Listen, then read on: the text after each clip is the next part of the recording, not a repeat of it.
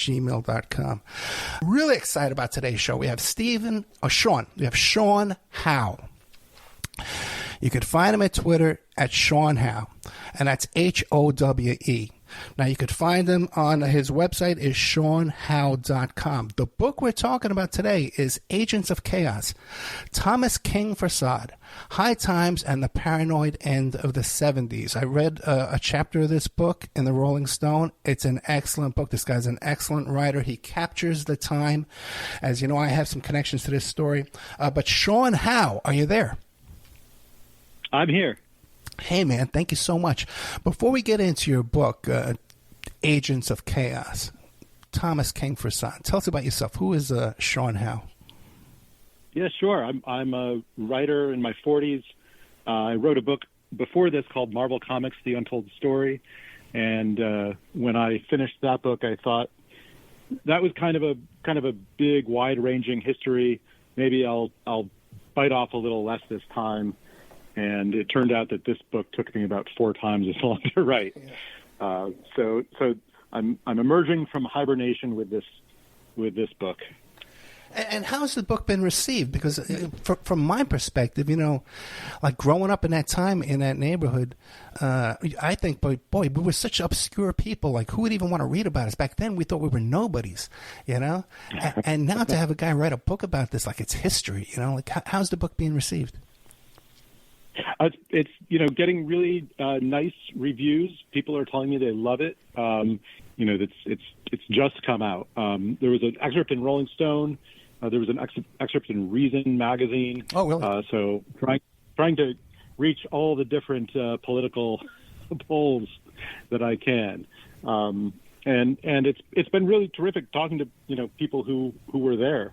I spoke to a lot of people for the book, but I'm now getting a few stories that I had never heard before, and it's great to hear people say like this really takes me back to what it was like.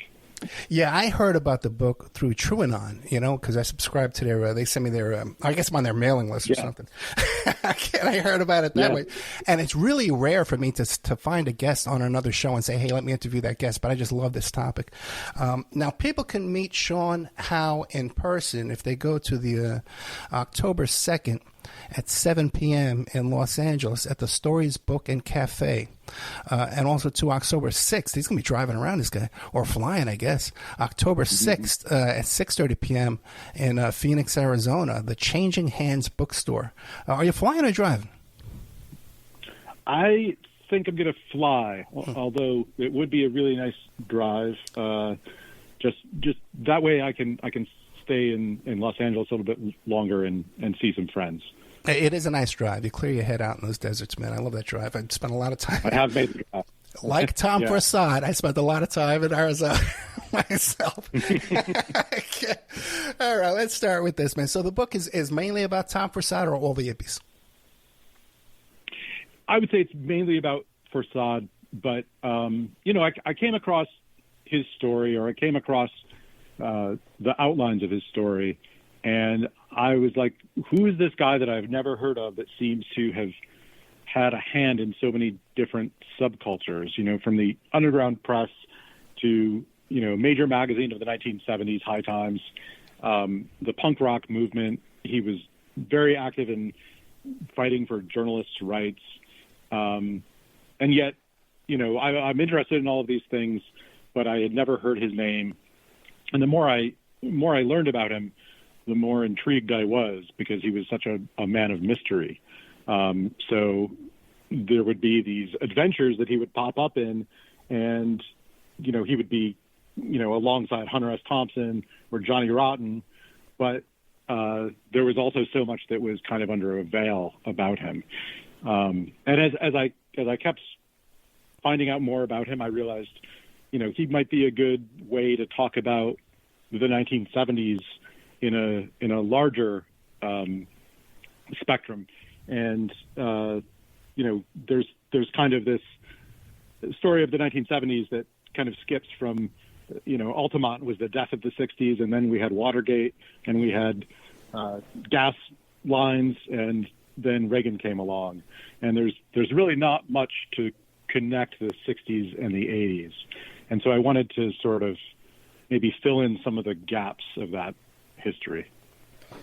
Yeah, and what a time to live in New York, man, during that period of time. And Chelsea Hotel, and Lower East Side with CBGBs, all that stuff, man. But it's fascinating, too, because, Tom Forçade tragically took his life the day before Jonestown.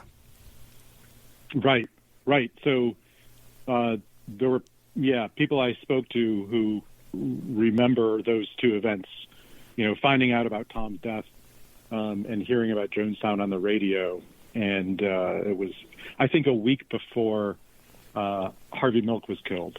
So there was this convergence of really terrible news, and a lot of it was, you could say that all of these things were sort of ends of eras in a way. 1978 seemed to me like, the final end of the 60s in a way. Yeah. So tell us, who was Tom Forçade? Tell us about this man. So the guy that we know as Tom Forçade just kind of emerged on the radical scene at the end of the 60s when there was a lot of factionalism going on. SDS was splitting into different camps. SNCC had split up into different camps. Underground newspapers were kind of fighting with each other over who was more of a sellout. And this is, of course, just after Chicago 1968. So, the left and the center left are really also at odds. And Forçade comes on the scene, and he immediately arouses suspicion from everyone. I open with a scene in Buffalo at a drug symposium, and Timothy Leary and Abby Hoffman and the MC5, Allen Ginsberg, all these people are in this hotel room, and Forçade, comes into the room, throws a gun on the bed, and announces that he's the head of the Underground Press Syndicate. And the way that I heard the story was everybody kind of turned to each other and said, "Uh-oh, this guy's an agent." And that's kind of the amount of suspicion that was normal that he would arouse. So even as he took over running the Underground Press Syndicate, was this organization that coordinated between all of the different underground newspapers around the country. And so he was kind of in a position to manage all of this stuff. And he was traveling around the country, meeting people at different underground newspapers. And he was kind of insinuating himself with the leadership of the anti-war movement, the countercultural movement. But a lot of people just did not trust the guy, kept him at an arm's length, but he still was kind of, accruing power and influence. Let me ask you a quick question. Yeah. You tell the story about him walking into the room, throwing the gun down, but it seems like everyone else in that room is dead. Every other name you mentioned, Larry, they're all gone now. Abby Hoffman, they're all dead. Who told you that story? That story came from someone who is no longer alive. That was an interview that Ken Kelly, who was a White Panther, right, and then later a kind of a prominent journalist for Playboy and other places. Ken Kelly told that story, and he, was remembering. He was one of the people who was especially suspicious of Forçade, and a lot of this, this story had to be told through archival materials. I talked to, I think, more than 150 people, and yet so much of the information also came from, microfilmed underground newspapers, and also some interviews that people before me had done. There were about 3 people who had tried to do a book about Forçade over the years, and none of those were ever finished. Some were barely started. So so it was a lot of hearing the voices of people who are no longer around, and thankfully there were records of these conversations. Now, who were your sources? Did you talk to people like A.J. Weberman? Yeah, I talked to a lot of the Zippies, who your listeners may or may not know were sort of an offshoot of the original Yippies. They were kind of formed in opposition to what they believed was the selling out of Jerry Rubin and Abbie Hoffman. Mm-hmm. They thought that the Yippies had gone too mainstream, gotten too cozy with the establishment. And so these Zippies, like A.J. Weberman, Dana Beal, Aaron Kay, they were sort of, more outrageous than the Yippies had been. And I spend quite a bit of time talking in the book about the confrontations between those two groups at the presidential conventions of 1972. The Democrats and the Republicans both held their conventions in Miami, so there was a whole summer of fighting between the groups. So I talked to a lot of Zippies. I talked to a lot of people at High Times. I talked to people in the underground press world. I talked to some people who had smuggled drugs with Forçade, and even talked to a couple of police undercover agents. So much like Tom Forçade really compartmentalized his life, and so I had about a dozen different groups of people that I had to talk to individually, because each of them only knew part of the story. Richard Stratton? I spoke to him a little bit early on. Yeah. Okay. He was involved in some smuggling as well, and then later, of course, became involved in High Times. Oh my goodness! Smuggling. Okay. Now, what about Steve Hager? What about it? Did he contribute? Because he seems to feel he's the keeper of the Tom Forçade story. Did he cooperate? I've spoken to Steve Hager, but I really was concentrating on people who knew Forçade or were kind of around at the time. Forçade died in 1978, so there are a lot of people who are maybe 1 degree removed from Forçade, right, and who also have really contributed to kind of the legend of Tom Forçade, keeping that alive. But I wanted to get as many direct experience stories as I could. John Holmstrom is another person who he had done a great deal of research in writing articles on Forçade. John Holmstrom, the co-founder of Punk magazine, and later a High Times editor, and he had some tremendous stories about traveling on the Sex Pistols American tour with Forçade. Although traveling in separate transportation, because Forçade, needed to keep his distance, his mystery. Now, you mentioned off the air, we were talking briefly about Dana Beal, who was the head of the Yippies when I was around there.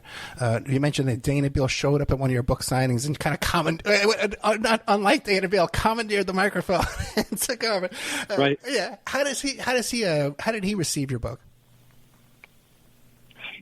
I don't think that he has read it. Right. I offered to give him a copy of the book after the reading, and he said he was interested, and he said another time.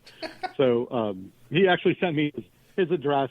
So I will be sending him a copy of the book. He certainly plays a big enough role in the book, and he was helpful in connecting some stories for me.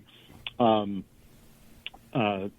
I was thrilled before we started recording that you were saying that you were kind of exposed to a lot of those those same characters. Oh yeah. Well, which brings me to the question, because you mentioned this incident where he showed up with Abby Hoffman and Timothy Leary there, and he throws his gun down, and people right away assumed he was an agent. Now that there's how much of that is covered, not just him being an agent, but that all the paranoia that went on with this crew, you can't blame them. All the marijuana, the smoke, that makes you paranoid, and all the surveillance and infiltration that did really go on. How much of the infiltration, the COINTELPRO, the agents do you cover in your book? Yeah, it's kind of a always present thing. It's not just, COINTELPRO and the CIA program Chaos. It's also at the time, there were constantly stories coming out that say the U.S. Army was surveilling citizens. There was the Church Commission. So there were, as the 70s progressed, not only were people getting paranoid because of maybe their illegal activities or maybe whatever they were smoking, but also they were consistently being reminded that that there were in fact government agents who were trying to go after them. And so I think that's a huge part of the book is really what that especially during the Nixon years, what that kind of government surveillance and repression did to the psyches of all of these people. I think it's been said before, but really, COINTELPRO was maybe not even most effective as a way to, throw people in jail or get them in front of grand juries. It really just made everyone so freaked out that they suspected everyone else of being an agent or compromised in some way. So I wanted to talk about, that that environment that was so pervasive throughout those years. Yeah. So so people who were making the allegation that Forçade might have been an agent, because when you look back, and you see Forçade driving around in stolen cars all the time, carrying weapons, and tons of marijuana stashed all over Manhattan, and everybody getting away with all this. What do you make of all that?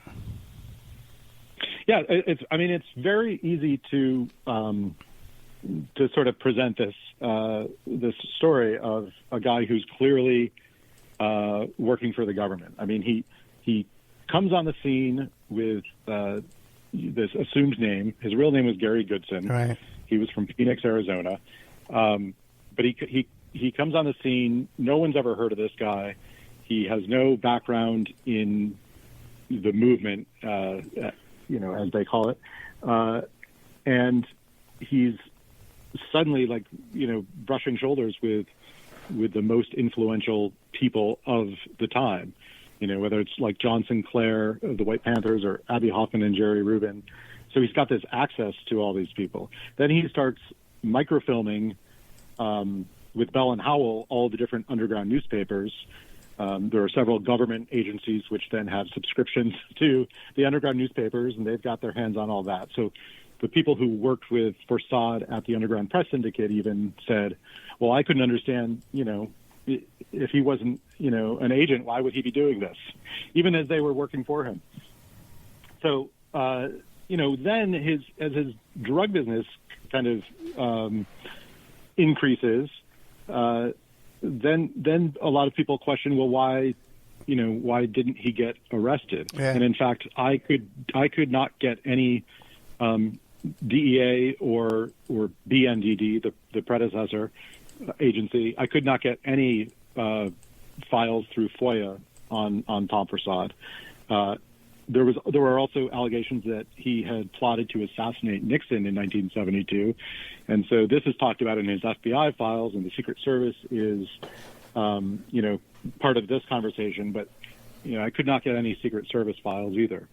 On top of that, there are always the people who say, well, High Times, that's a perfect way to get mailing lists of all the people buying drugs or drug paraphernalia. How suspicious, could it be? So these are some of the reasons. And I guess there's also a very key thing. He also picked fights with all the other people on the left. That said, I did not find anything to prove that he was an agent. I'm not sure I believe he was. I think one really plausible theory might be that he was trying to play both sides of the fence. Maybe he thought he could, beat government agencies at their own game. But there are tons of circumstantial things that definitely make you stand back and say, what's going on? The day that he first contacted the already existing underground press syndicate, he didn't found the underground press syndicate. He just sort of took it over. The day that he contacted UPS was August 15th, 1967, which happens to be the same day that the CIA's Operation Chaos program began. Really? So I would come across things like that, and I would start wondering, is my phone tapped? Like, what? How much should I trust the people I'm talking to? You start to see how easily you can get paranoid around this stuff. Yeah, once you start questioning, is my phone tapped? It probably is. Probably already is. That's how to stay safe. How many times was this guy arrested? How many arrests did Tom Forçade have in his lifetime? That I know of, I would say maybe 4. Oh, really? Okay. Okay. But these were situations. One of them was possession of LSD in 1969 in Phoenix. That was thrown out. Another was later in 1969 for desecration of American flag. He wore a flag as a hat band at a press convention. He was bailed out the same day. Those charges were dropped. The biggest one is a 1972 firebombing charge. That was on the last day of the Republican National Convention in 1972. His truck was pulled over. He was arrested for a traffic charge.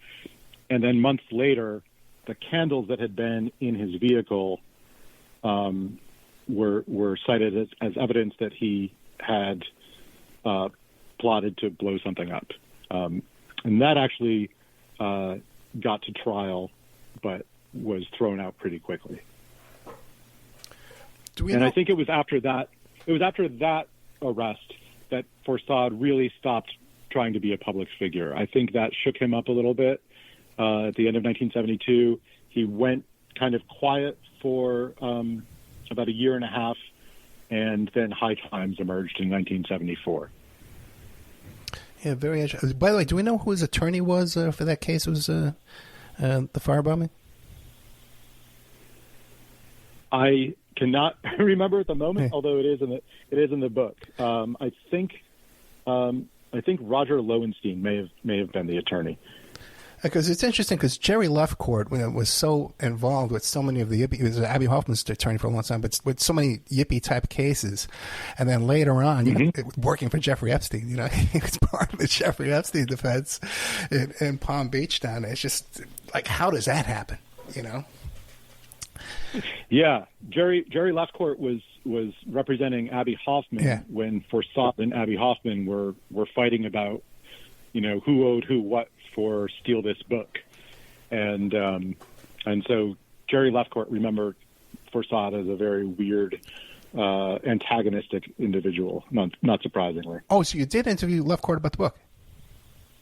I talked to him, yeah. Okay, great. I got to get this book, man. I got to get this book. People can check it out. There's a chapter in Rolling Stone. Check that out. But if you want to meet Sean Howe in person, check him out. October 2nd, he's going to be in Los Angeles at the Stories Book and Cafe. And then on October 6th, he's going to be in Phoenix. But then again, October 10th, he's going to be, what is that, upstate New York? Andy's, New York? Andy's, New York is far upstate in the Catskills, yeah. And once again, you could find him on Twitter at Sean Howe, HOWE, SeanHowe.com. And the book is called Agents of Chaos. Sorry? Oh, I was just jumping in to say Agents of Chaos. Yeah, Agents of Chaos, Thomas King Forçade, High Times, and the Paranoid End of the 70s. Why don't you get into that whole story about steal this book? Because the joke is that Abby stole the book. Okay, so why don't you get into the whole story? I have an autographed copy, too, of Abby Hoffman signing an autographed copy of Steal This Book. If anybody wants to make me an offer, I'm open. Okay, but tell us the story about that, about the controversy of Steal This Book. Yeah, so it's a pretty complicated story, but I'll try to give the overview, which is Abby Hoffman had kind of compiled this book of if you've read Steal This Book, you know it's a great book, but it's kind of a resource for people to get free food, get free everything, how to beat the fuzz, I think there's some phone freaking stuff in there, how to get free phone calls. So it's like a source book for how to break the law. It's like a mostly nonviolent anarchist cookbook, I guess. So Forçade was brought on to work as an editor on it, to be the editor of it, and to help use his underground press distribution network to get the book in the hands of people. At one point, Abby Hoffman did not want to go through the major publishers. He wanted to try to just go through an alternative distribution system. So Forçade did some editing on the book. He also contributed. He wrote some of the content, and then they had a fallout over money, and Forçade threatened a lawsuit. The people around them kind of huddled and said, why don't we keep this out of the courts and we'll do kind of a people's tribunal. We'll get some people we trust and we'll have a hearing in the basement of this church and we will make a judgment as to who owes who what. So this got play in like the New York Times and the New York Post and the Daily News and all the national news magazines. It was a big deal that like Abby Hoffman was, being sued by another counterculture figure for ripping him off. Mm. But the long lasting effect of this trial, which, kind of the outcome was sort of muddled. And I think, one of them paid some money and one of them paid. I think that Abby ended up giving Forçade like free books that he could then sell. It was kind of a draw, but the real outcome of this was that Forçade really began to hate Abby Hoffman, and this is sort of like the seed of the forming the Zippies, and so. The Yippies had famously, said, don't trust anyone over 30. And the Zippies were saying, don't trust the Yippies. So this was kind of all happening, with the backdrop of the McGovern-Nixon campaign. And the Zippies were saying, these guys have endorsed McGovern, they're sellouts. And the Zippies began doing all of these crazy, demonstrations and stunts when they were in Miami. They had for instance, a Wheelchairs for Wallace event where they were, pushing a dummy of George Wallace on a wheelchair and then dumping him into the ocean. They stole a portrait of Lyndon Johnson from the convention center and, kind of vandalized that and carried it around. They were really going after as much media attention as they could get and really trying to infuriate as many people as they could. What about, because the Zippies were like more of aggressive, I guess you might call it, than the old-timer Yippies. Okay, much more street fighters than the Yippies were. Were portrayed as peaceniks, the Yippies, but other than the Zippies later on, a little more active. But the thing is, there was just so much smuggling and dealing and distribution going around this whole crowd. So I can kind of see how someone like Forçade could come in with his background and all that kind of power and money and influence and being able to manipulate people in the drug business, could come in and take over, which Abbey was doing too as well. They were all dealing. Yeah. Yeah. Now, what... And Forçade... Go ahead. Oh, sorry. Okay. I was just going to say that Forçade really sort of was kind of innovative in that world as well. He started, what he called smokies. A friend of his had I guess invented this concept, but these were basically dispensaries, illegal dispensaries of the 1970s. I guess their roots can kind of go back to like tea pads in Harlem, but in the 1970s there really wasn't anything equivalent to this, where you would go into an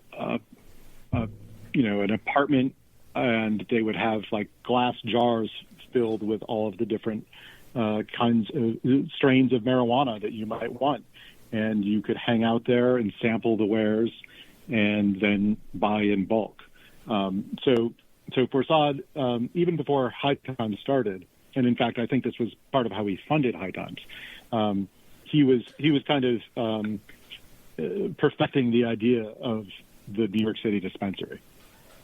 Yeah, and they even had Dial-A-Joint. Mickey Cesar had Dial-A-Joint, and then a 212-777-CASH that you could call up, and the guys on bicycles would come and deliver the marijuana to you. They can go to his little apartment over there at, I think it was 9.5 Bleecker Street. It was like a little closet where this guy lived. The next door you had 9 Bleecker Street, which was Yippie headquarters. Across the street was Studio 10, the nightclub, which was later renamed the Tom Forçade Multimedia Center.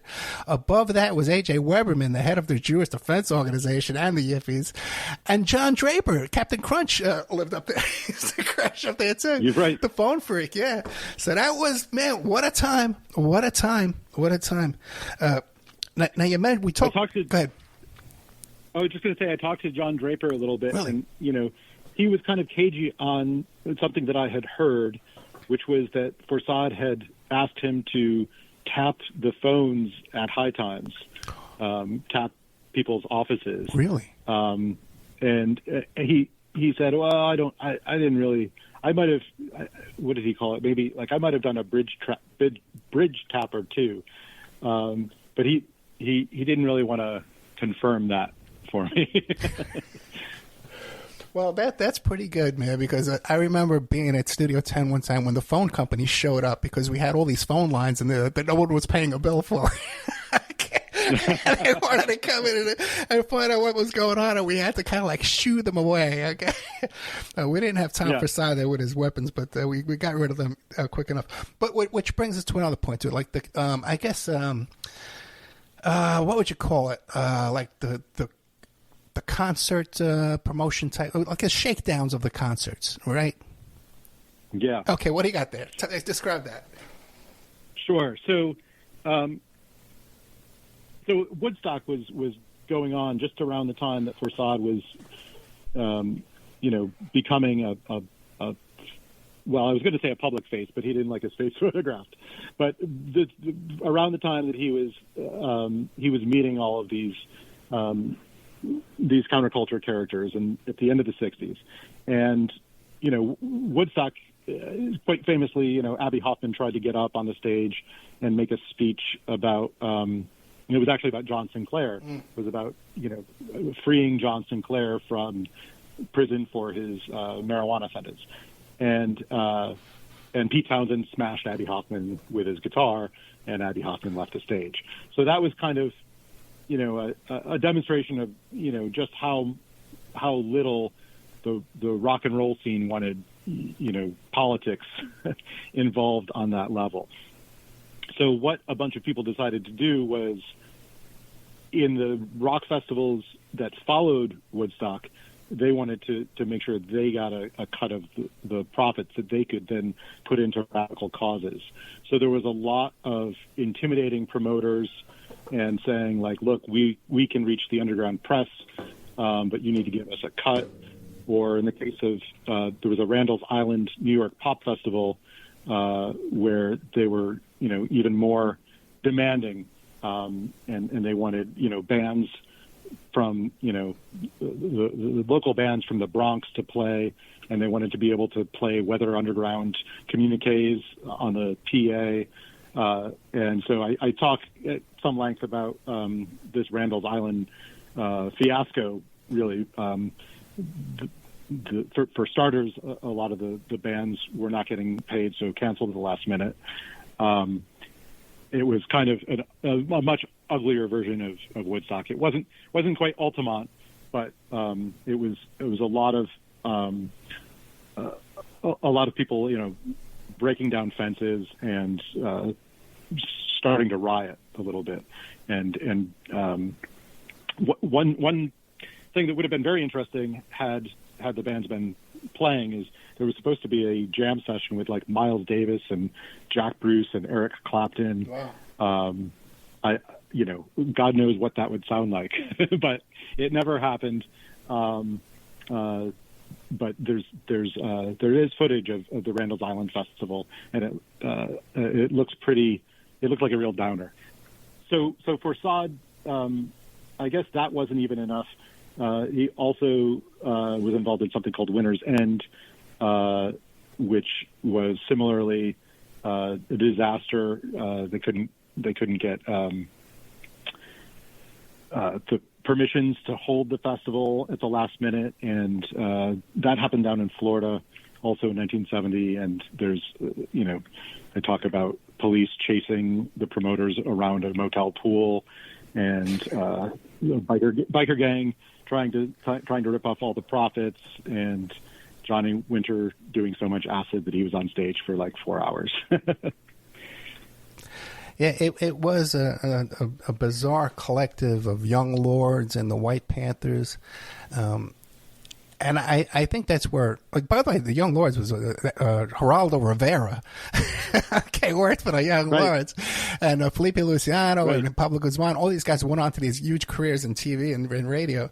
But that was the coalition that Forçade had put together to shake down these guys. And there was also the Medicine Ball Caravan, which is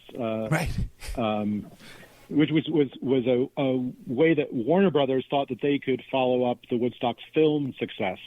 So they staged a cross-country music festival and got, a film crew to capture all of this. And Forçade followed this whole thing around and basically disrupted everything. He got David Peel to play on the roof of his Cadillac. Forçade was driving around this tricked out Cadillac, and David Peel would play songs and heckle the people who were traveling along with this music festival. There have also been hints that maybe Forçade was paid by Warner Brothers. Oh, really? To create a spectacle, and Forçade himself was kind of cagey about that. He wrote something that was kind of, it was almost as though he didn't want to totally deny this idea. So once again, his intentions are a little bit hard to discern. But there's also this movie, The Medicine Ball Caravan.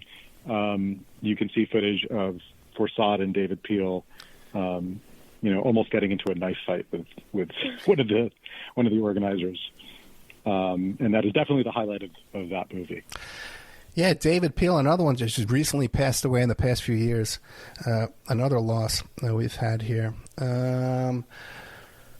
What about his girlfriend, Gabrielle Shang? Did she contribute, or is she still alive? Yeah, yep, she's still around. She was his girlfriend, and they were married in '77. So she's actually his widow. Oh, really? And she had come from a very kind of sheltered background, but then sort of threw herself into radical politics. And she was kind of a little more aligned with the hippie crowd in Miami, and it was after this 1972 Zippy Yippee fight. She later reconnected with Forçade after she'd been working at the Berkeley Barb, and she'd been like handling SLA communiques in Berkeley, and he really courted her very aggressively, and they got together. She moved to New York, and she was involved in the Underground Press Syndicate. It changed its name to the Alternative Press Syndicate, and so she was heavily involved in that. And I think there was always a little bit of a sort of a standoff vibe between her and some of the Zippies who thought that she was more part of the Abby and Jerry group. So well, I think for a while she was. I think for a while she was in Miami, right? In Miami, she was. Yes. Yeah, and then she became. She was covering the Patty Hearst kidnapping, and she was receiving cassette tapes, right? And was like a transit for the communications. Yeah. Right. Okay. Right. And you think people would be more interested in this kind of stuff, like the High Times guy, and his girlfriend, his wife. I didn't know that was his wife. Yeah. Was involved in all this stuff. No one knows. Geraldo Rivera involved in Shaking Down. No one knows. There's a great little anecdote that I got from someone who was like a 14-year-old. He was kind of like a Cameron Crowe type. He was a 14-year-old reporter, and he was trying to do a high school project, and he was calling all these places trying to get an assignment. And Gabrielle gave him an assignment to write about the Zippies for the Alternative Press Syndicate's magazine. And so he tells me this story of going over to 9 Bleecker and these guys kind of like looking out through a slot in the door. Yeah, that's probably me. That was my job. And they were like, he said they were really paranoid about this like 14-year-old kid who wanted to talk to them, but he actually had a nice time talking to them and wrote a story for it. And anyway, this guy turned out, his name's R.J. Cutler, and he grew up to be an Oscar-winning documentarian. He made that movie, The War Room, about Bill Clinton. Wow. He's had a very illustrious career, but this was sort of like his entree into journalism was going over to 9 Bleecker and meeting, Darren Kay and Mike Chance and those guys. And now, what year was that? That was in 76. Yeah, I would have been there, yeah. Now, and also, it's the funniest thing is you talk about this door at 9 Bleecker, okay? It was a big, giant, thick wooden plywood door, like you said, with a big peephole in it. And when you had to leave, there was no lock on the outside. You had to lock it from the inside. So someone always had to be locked inside to guard whatever's going on upstairs that we couldn't talk about, okay? We're running out of time, though. We're running out of time. I want to hear about the death. There's a lot of conspiracy and allegations and suspicion about what I believe was a suicide. But what did you conclude? I think so too. I mean, there are a number of theories, and I did speak to people who knew Tom well, people from High Times, people from the political arena, who just said, I will never believe it's a suicide. Like, until the day I die, I will never believe that he committed suicide. But I tend to think that that is what happened. He had there was a very deep history of depression and bipolar disorder in his family. I get into that I go back to the 19th century talking about some of his family history, and I think his depression was pretty well documented by a lot of people who knew him. It got a lot worse in 78. His best friend died in a plane crash in a smuggling operation that Forçade was a part of. he was also stressed about, Larry Flynt had been shot. Larry Flynt was the distributor of High Times at that moment, and Forçade was worried that people were coming for him, and he was not, not only was he not being treated properly for his bipolar disorder, but he was taking a lot of Quaaludes, I think, and he had gone out to Hollywood to try to get Robert Evans involved in making a movie, and that had gone poorly. Evans was only interested in Forçade's cocaine connection. Yeah. So there were a number of things that were really, Forçade was spiraling about. And so, as much as someone might, have a theory that, an assassin came through an unlocked window, yeah. I tend to think that he shot himself. Yeah, and Gabriel Chang was there. No, but Robert Evans, I didn't realize he had a connection to Robert Evans, who also has a connection to Larry Flynt. Well, is all that in your book? About the connection? Is Evans in your book? Just a little bit in that story where, Forçade has a meeting with him at Evans' home, and kind of. Forçade sits down and places a vial of cocaine on the center of the coffee table, but doesn't offer it. He just sort of lets Evans look at it and salivate over it. A lot of, he played a lot of games. He was really into head trips. So he was always making things a little more maybe uncomfortable than they had to be. Yeah, which was like a pattern among that whole bunch. And Abby Hoffman too had the same depression, seasonal depression, and the same kind of presence. And Dana we discussed too. But now I think I had mentioned Larry Flynt and Hustler, and you had something to say. Oh, I think you were saying there were connections between Robert Evans and Larry Flynt, and I was going to say there were so many. Definitely was the kind of book where you need index cards and string, and to have your board of what's connected to what. There's also some connections between Larry Flynt. There are, I don't know if you've ever heard of Mitch Werbel, arms dealer. Oh yeah. We've covered all that here. We've covered all that here. He was connected to a guy named Ken Bernstein, who Forçade was in business with in smuggling. Oh, really? So there are just, I had to draw the line with I could only get so much into the Bay of Pigs connections in this book, but it all I was dizzy from how many things fed into other things, and I tried to lay it out as simply as possible, because that's a whole world that you can get really tied up in. Yeah, fascinating stuff. Larry Flynt's bodyguard, Bill Menser, actually did a murder involving Robert Evans. Yeah, and Bill Menser listens to the show, by the way. Okay, he's a fan of the show. We did a show about him, and he loves us. Okay, what else haven't I asked you, man? We got about 3 minutes left. What else haven't I asked you you really want the audience to know about? I got to get this book. Yeah, I recommend everybody get this book.